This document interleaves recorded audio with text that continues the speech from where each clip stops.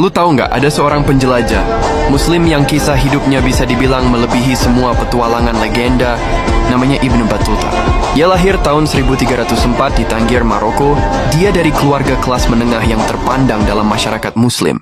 Ayahnya seorang pengacara dan guru hukum Islam, ibunya dari keluarga pedagang yang kaya. Sejak kecil, Ibnu Battuta dididik dalam Al-Quran, ilmu hadis, fiqh, hukum Islam, dan bahasa Arab. Ia tumbuh sebagai anak cerdas, rajin, dan haus akan pengetahuan.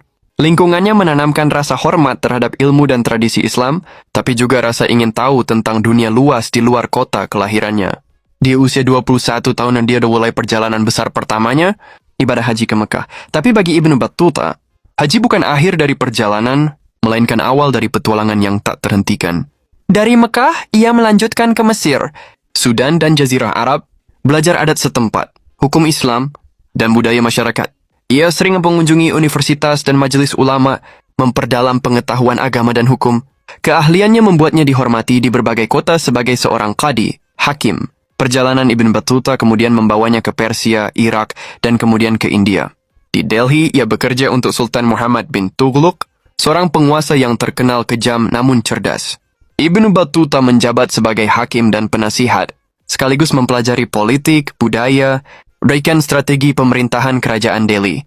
Petualangannya tidak selalu aman. Ia pernah ditangkap, menghadapi perampok, dan harus menghadapi kondisi cuaca ekstrim. Keahliannya dalam bahasa dan diplomasi membantunya bertahan. Setelah India, Ibnu Battuta menyeberangi Samarkand, Uzbekistan, dan Mongolia, kemudian menuju Tiongkok.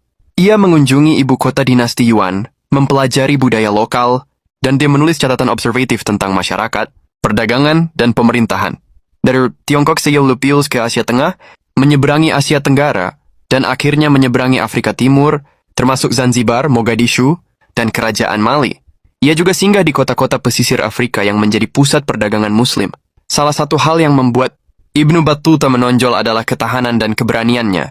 Ia sering bepergian tanpa uang, harus bernegosiasi dengan penguasa lokal, menghadapi ancaman perampok, dan melewati gurun dan laut berbahaya.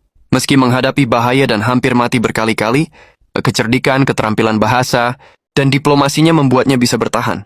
Total jarak yang ditempuhnya diperkirakan mencapai 120.000 kilometer, 3 kali perjalanan Marco Polo.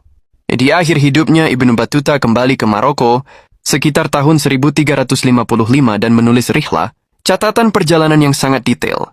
Buku ini bukan hanya mendokumentasikan tempat yang ia kunjungi, tetapi juga hukum, adat, politik, ekonomi, dan budaya masyarakat yang ia jumpai. Rihlah menjadi salah satu karya penting dalam sejarah dunia Islam dan sumber